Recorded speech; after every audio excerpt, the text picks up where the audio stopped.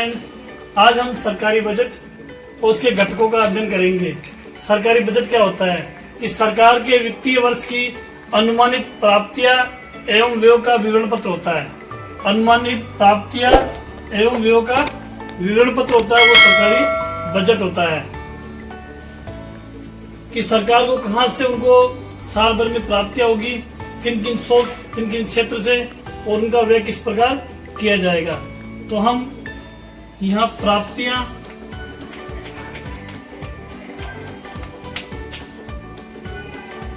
और व्यय इन दोनों को मिलाएं तो वो बजट बनता है। और सरकार का प्राप्ति और व्यय का विश्लेषण कर रहे हैं तो वो सरकारी बजट होता है। सरकारी प्राप्तियां दो प्रकार की हो सकती है, एक तो राजस्व प्राप्तियां,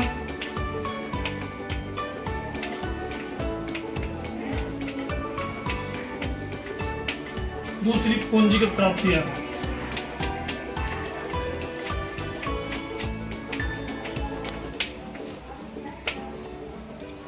राजस्व प्राप्तियां और पूंजीगत प्राप्तियां। ऐसे ही व्यय भी दो प्रकार के हो सकते हैं, राजस्व व्यय और पूंजीगत व्यय। राजस्व प्राप्तियां ये क्या होता है? राजस्व प्राप्तियां ऐसी प्राप्तियां होती है जिसको सरकार को वापस लौटाना नहीं होता है, मतलब देयता उत्पन्न नहीं होती है। देयता उत्पन्न नहीं होती है, मतलब सरकार एक बार पैसा प्राप्त कर लेगी, धन प्राप्त कर लेगी तो उसको चुकाना नहीं पड़ेगा। ये कौन कौन से हो सकते हैं, कैसे हो सकते हैं? तो आपको पता होना चाहिए कि राजस्व प्राप्ति के पहले ये विशेषता होती है कि इससे देयता उत्पन्न नहीं होती है, लायबिलिटीज क्रिएट नहीं होती है। तो ये दो प्रकार के सोर्स है प्राप्तियों के, इनके राजस्व प्राप्त के। एक तो कर राजस्व, एक गैर कर राजस्व। गैर कर राजस्व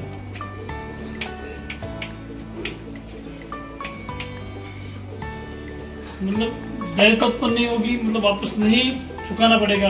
एक तो जनता द्वारा जो कर चुकाया जाता है, यदि वो एक बार कर चुका देते हैं तो प्राप्ति में आ जाएगा, उसके बाद जनता उनसे वापस नहीं मांग सकती। हमें पता है कर भी दो प्रकार के होते हैं, एक तो प्रत्यक्ष कर और एक अप्रत्यक्ष कर।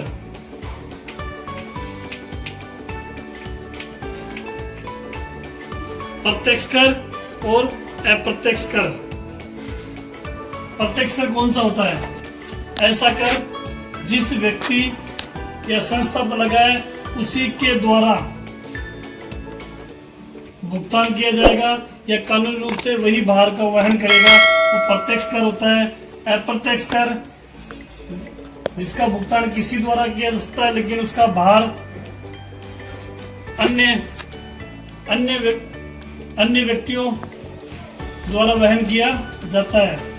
ये जैसे ये आयकर, निगम कर आदि, जबकि ये कस्टम ड्यूटी, सीमा शुल्क, बिक्री कर आदि।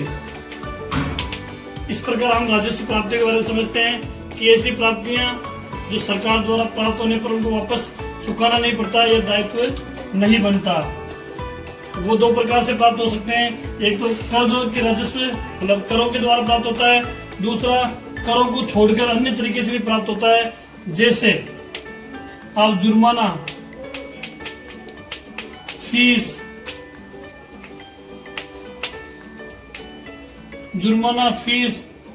आदि द्वारा भी सरकार प्राप्त कर सकती है। ये प्राप्तियां हो सकती है। इस प्रकार राजस्व प्राप्तियों के बारे में हमने अध्ययन किया है। अब आती है पूंजीगत प्राप्तियां। पूंजीगत प्राप्तियां राजस्व प्राप्तियों में देयता उत्पन्न नहीं होती है, जब इसके में देयता उत्पन्न होती है। मतलब सरकार ने एक बार कोई प्राप्त कर लिए रुपए तो पुनः उनको चुकाना पड़ता है, जैसे सार्वजनिक ऋण।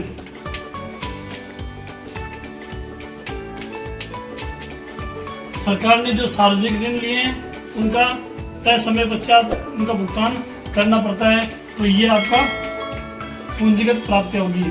तो राजस्व प्राप्ति और पूंजीगत प्राप्ति में जब अंतर पूछा जाए तो ये बताना कि इसमें देनदारी उत्पन्न नहीं होती है, जबकि इसमें देनदारी उत्पन्न होती है। इसके जब उदाहरण बताएंगे तो आयकर, राजस्व व्यय। राजस्व व्यय जो संपत्तियों को उत्पन्न नहीं करते हैं।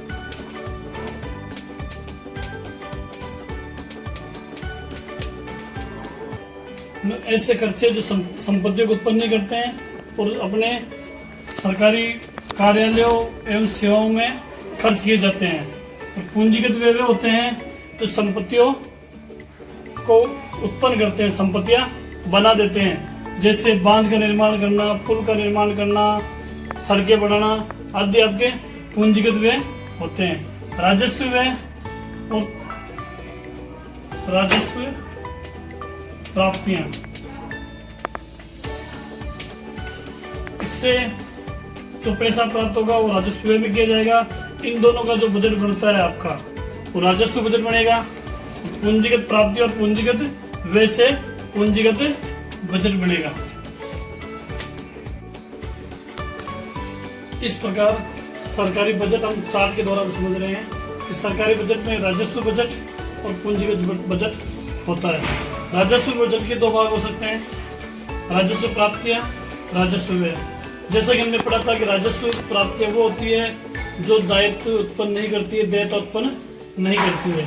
तो इनको कहाँ से पैसे प्राप्त होते हैं? राजस्व प्राप्तियां कहाँ से होती है? या तो कर के द्वारा प्राप्त होती है या कर के अलावा गैर कर राजस्व प्राप्त होता है।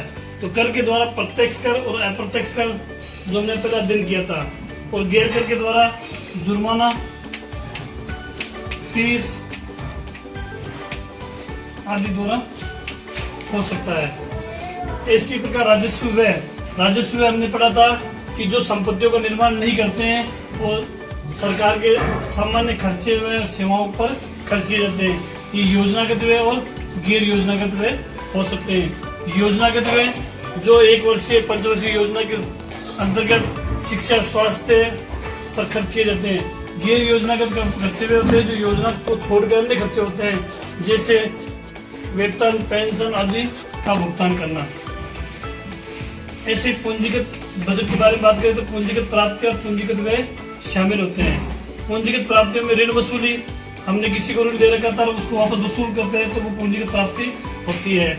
किसी अन्य फर्म, संस्था, विश्व बैंक उनसे अगर लोन लेते हैं सरकार तो ऋण लेना भी पूंजीगत प्राप्ति होती है। को पुरानी संपत्ति फर्में होती है उनको सरकार बेचकर अगर पैसा प्राप्त करती है वो भी पूंजीगत प्राप्तियां होती है। पूंजीगत प्राप्तियां और राजस्व प्राप्ति में पूंजीगत वे होते हैं जिससे संपत्ति का निर्माण होता है, संपत्ति बनती है। योजनागत व्यय और गैर योजनागत व्यय, जो योजना के अंतर्गत खर्च किए जाते हैं वो योजनागत व्यय, और योजना को छोड़कर जो खर्च किए जाते हैं वो गैर योजनागत खर्च होते हैं। तो इतना हम सरकारी बजट पढ़ने के पश्चात अगले वीडियो में हम बजट के प्रकार का अध्ययन करेंगे।